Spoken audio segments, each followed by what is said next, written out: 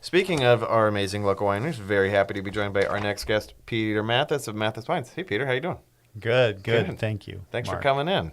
Let's start from the top. And I'm learning just alongside everybody. Tell us a little bit about Mathis Wines. What do you produce and how long you been doing it? Well, I started the project really when I was in my 20s, late 20s. I was making furniture in Massachusetts. Wow. I got the wine bug. Yeah. I just went off the deep end. And I got fascinated by the wines of the south of France, especially the Côte du Rhône or Châteauneuf-du-Pape Okay. wines, which are Grenache based. Yeah. And my passion kind of grew around this concept, and I decided to just reorient my life to to pursue that. And Cool.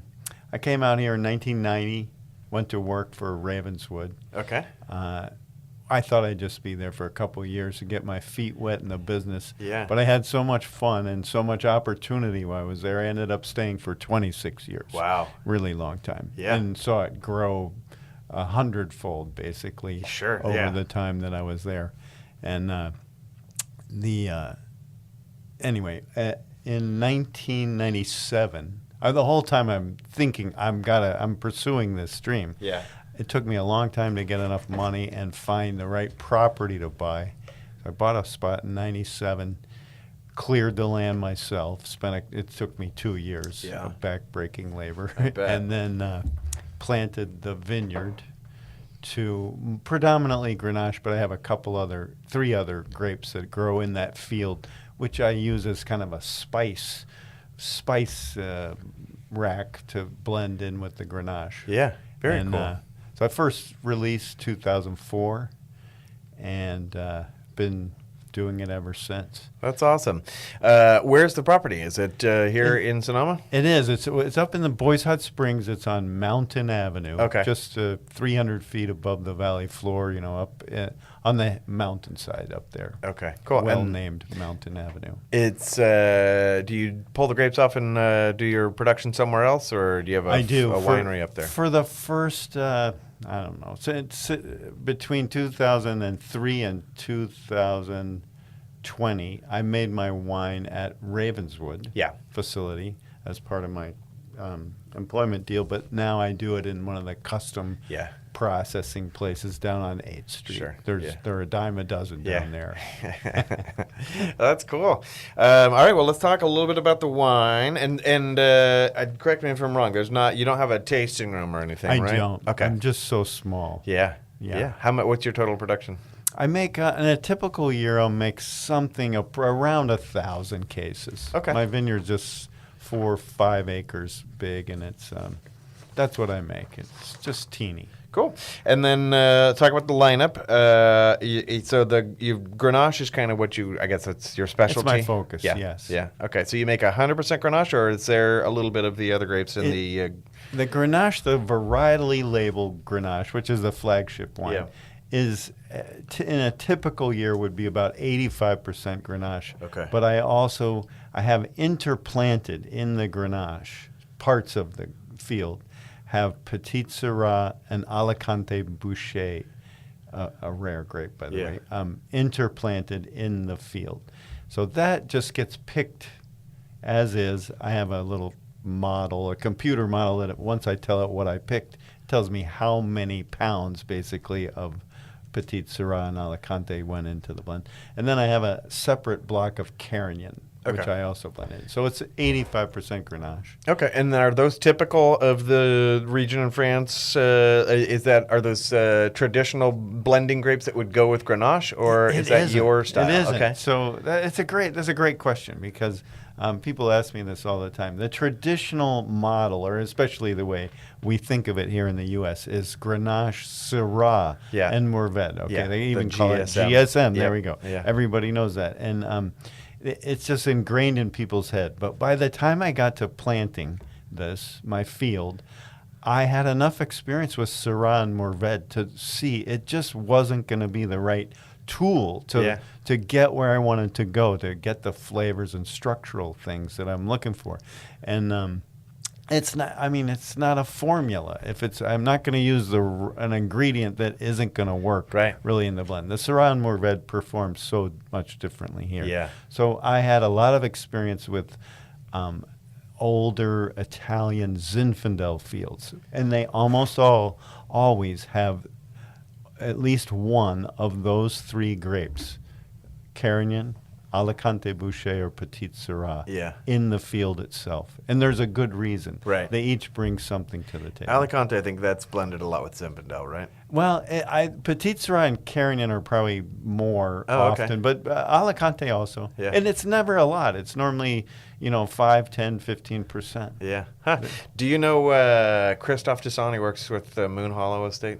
I don't. Okay, so he has a really interesting line about they were initially going to do a GSM blend, but I guess that when they started doing the blends, he said that the California Syrah and California Grenache, he thought that they were fighting each other. I agree. And that they just so they thought they were going to do a GSM, and they ended up making a Syrah and a Grenache and saying let's let them do their own thing. So maybe what works down in south of France doesn't work as well here. That's exactly right. The right way to think of it. Yeah, cool. And then let's see. Tell me about your vineyard. You've been there 20 years now. What vineyards and farming are great at teaching people lessons? What are things you've learned? That nature always has the last say. Yeah. And a man against nature wins. Yeah, it's been a long process of learning, and the classic thing farmers say is that, but right when they figure it out, it's about when they retire. Yeah. And then they sell the place, or their children inherit it, and they grub up the whole place and start the process over again. Yeah. So I kind of feel like that. I've really learned an enormous amount over the 25 years I've been farming. Oh, I bet. This is Chamber Chat on KSVY. Mark from the Sonoma Valley Chamber of Commerce talking with Peter Mathis of Mathis Wines. Now, this is a special time of year. Have you started pulling anything in, or is everything still on the vine up there? No, I've harvested most of my grapes at this point. Yeah, I have a little bit left. In fact, I'm considering adding one more product. So I make 3 products. I make the Rosé of Grenache, which is widely consumed here in town and much beloved. Go to Sonoma Market or Sonoma's Best, please. And my Grenache, red Grenache, which is the flagship wine. And then I make a Petit Syrah-centric red blend called Uberblend. It's very firm, inky, black, highly structured wine. Really interesting wine. Yeah. Okay, so this year, though, my Carignan block, which is separate, is showing just exceptional quality. And I've left about a ton there in the field. I think I'm going to make a Carignan for the first time.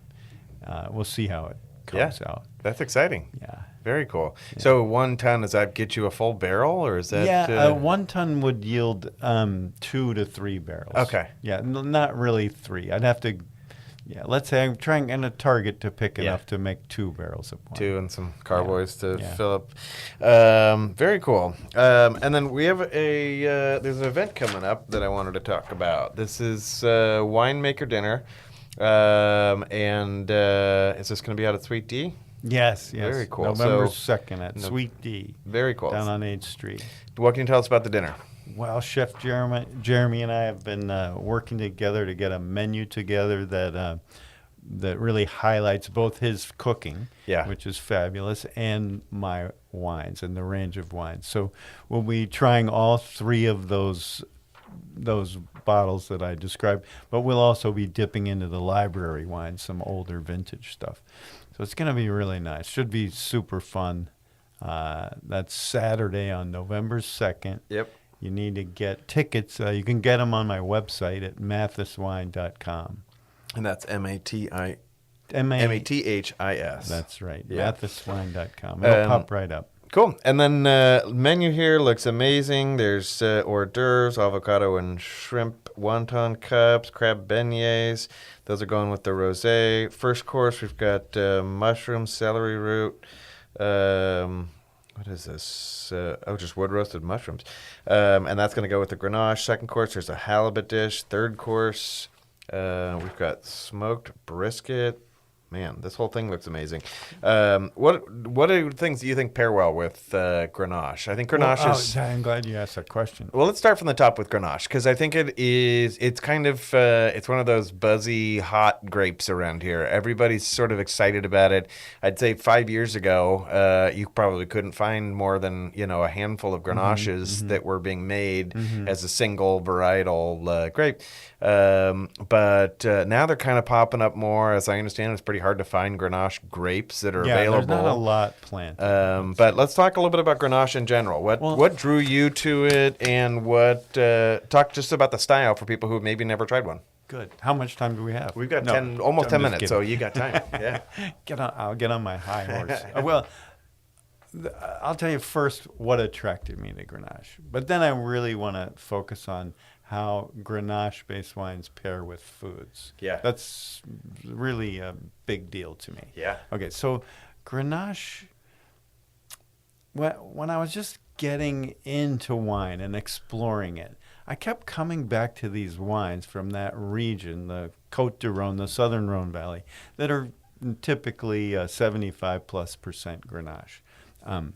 And I realized that the reason that I kept coming back was they were so easy to enjoy. Yeah. They didn't have any elbows, no sharp elbows banging into me or jangling my nerves somehow, nothing aggressive in my mouth.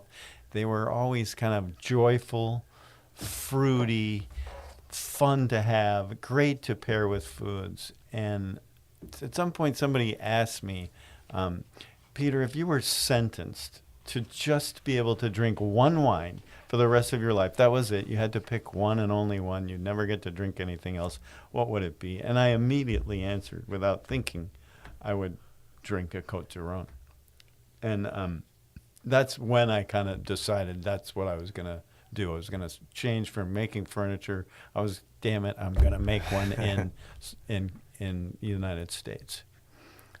And then how do you think the comparison between a French Grenache and the Grenaches that you get around here? Well, what's the stylistic difference and what's the experience? I think in general, the Grenache that we see here bottled, locally, is a lighter bodied wine than you'll find in the Côte du Rhône. And there's a few different reasons for it.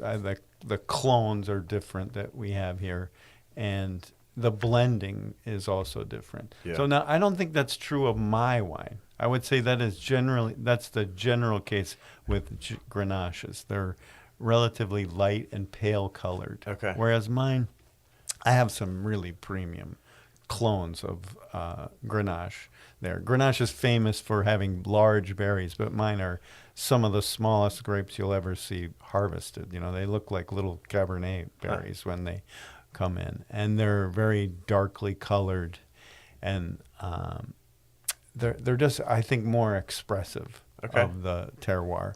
And then the blending grapes that I have in there really add a lot to the quality. So the Petit Syrah is a great bolstering thing. I want to say one thing. This is not a blend. I don't make all these different wines and blend them. Yeah. They all go together in the fermenter at once, okay? Yeah. It's like making a stew. You don't just cook some chicken on one side and potatoes over here and carrots in another pot and then assemble it at the end of just before serving. You put them in at the beginning. That's the best way to make wine as well, to co-ferment. Okay, so my wine is I think very close to, is structurally and fruit expression to the wines of the Southern Rhone. Okay. It's very similar. Cool.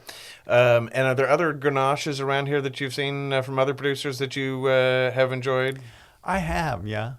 I have the Tablas Creek wines in particular are good. And again, they are approaching the model, let's say, of the Southern Rhone. Yeah. Yeah. Very cool. And then food pairings. We said Yeah. Grenache. Let's So- talk about what types of foods would go well with.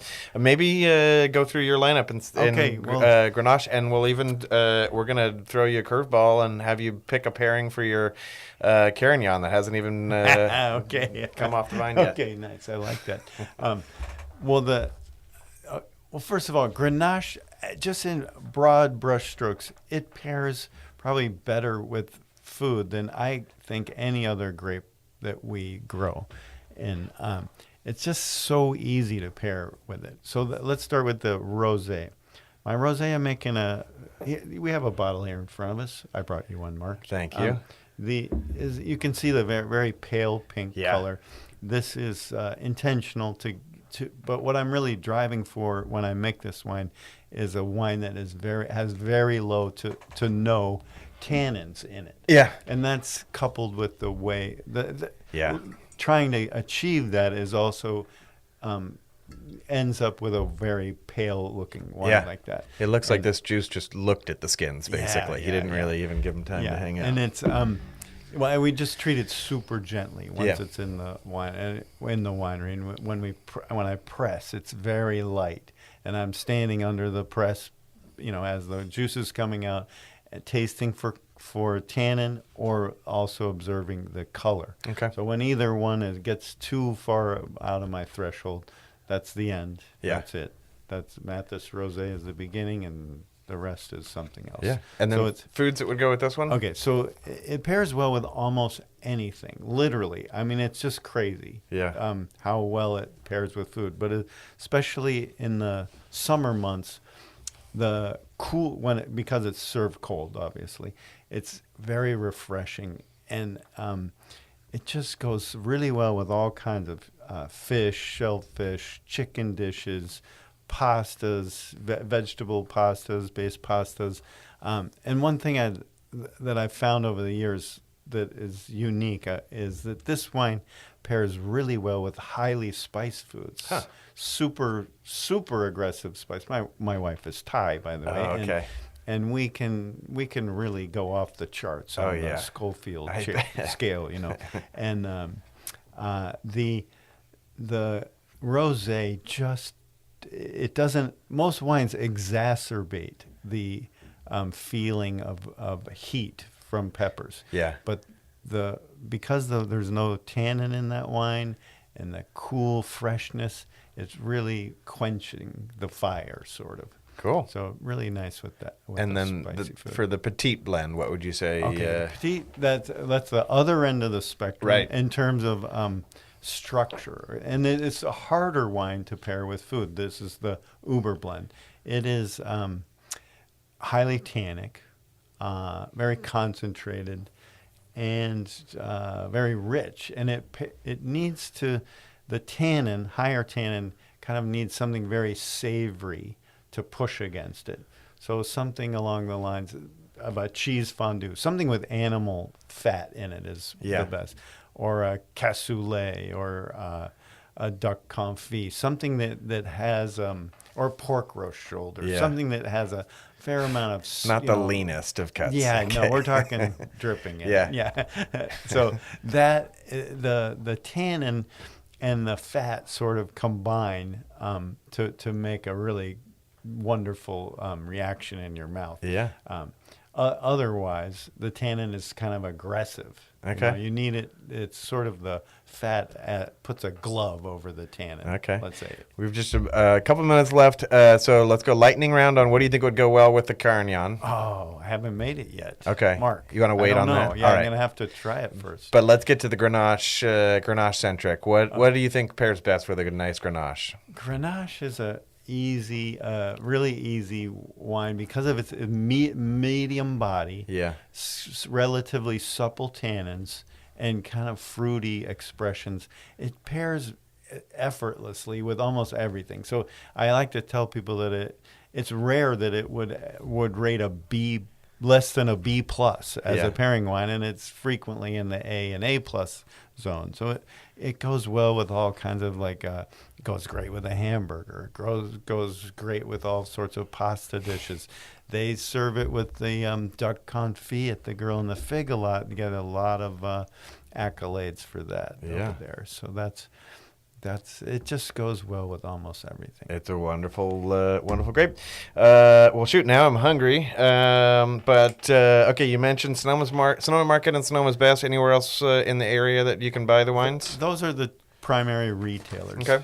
And then a website where somebody can go to learn more and maybe check out your dinner event that's coming up at Sweet Tea Girl on the Fig. Oh, I should add Cheese Factory. Oh, okay. They're Good. Strong proponents of the wine there. Cool. Yeah. Great. So website is mathiswine.com. Perfect. Yeah. Peter, thank you so Join me. much. I can't wait to come. We'll arrange time for Amy and I at the chamber to come and try through all the wines.